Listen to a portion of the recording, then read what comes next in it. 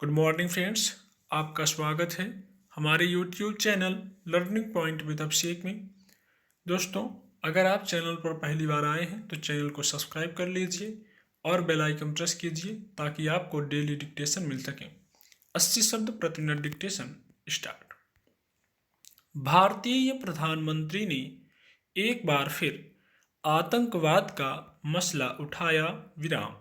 इस बार उन्होंने यह मसला ब्रिक्स देशों के शिखर सम्मेलन में उठाते हुए कहा कि आतंकवाद का समर्थन करने वाले देशों को दोषी ठहराया जाए और उनका संगठित तरीके से विरोध हो विराम। निसंदेह उनका संकेत पाकिस्तान की ओर था, लेकिन कहीं ना कहीं चीन भी उनके निशाने पर था विराम। चीन को निशाने पर लेने की आवश्यकता इसलिए थी क्योंकि वह न केवल पाकिस्तान का अनुचित बचाव करता है बल्कि उसके यहाँ के आतंकी सरगनाओं की ढाल भी बनता है विराम।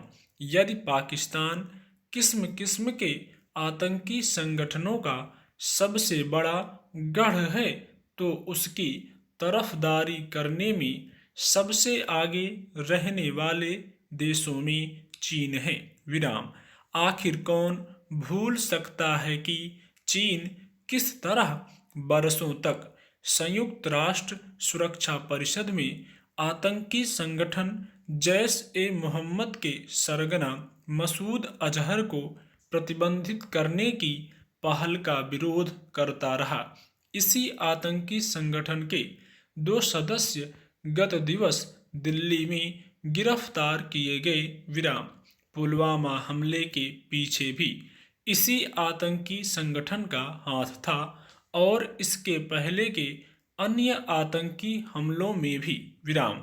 इसमें कहीं कोई दो राय नहीं कि पाकिस्तान अब भी आतंकी संगठनों को पाल पोस रहा है और चीन इसकी अनदेखी करने में लगा हुआ है विराम पैरा। हालांकि इस सच से कश्मीरी नेता भी भली तरह परिचित हैं कि चीन किस तरह पाकिस्तान की पीठ पर हाथ रखे हुए है और इसी कारण वह किस प्रकार कश्मीर में अलगाववाद और आतंकवाद को हवा देने में लगा हुआ है।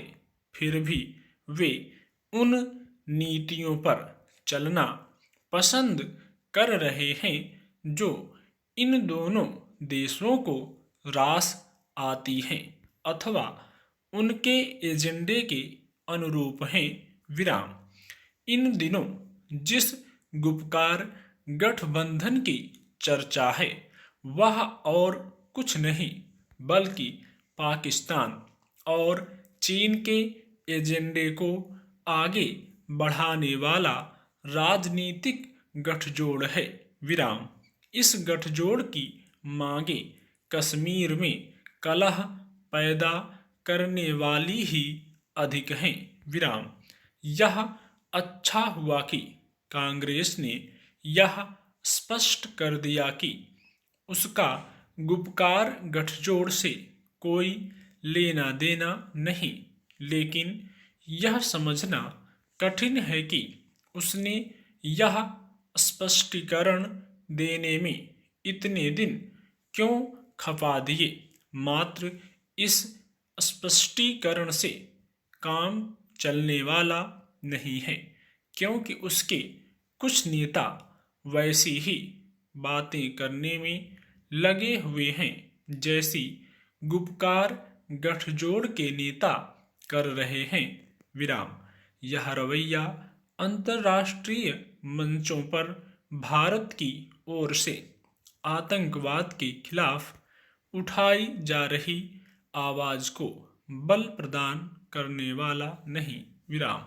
हमारे राजनीतिक दलों को यह समझना होगा कि अंतर्राष्ट्रीय मंचों पर भारत की आवाज़ तभी अच्छे से सुनी जाएगी जब आतंकवाद के खिलाफ घरेलू मोर्चे पर एकजुटता दिखाने का कोई अवसर छोड़ा नहीं जाएगा। विराम।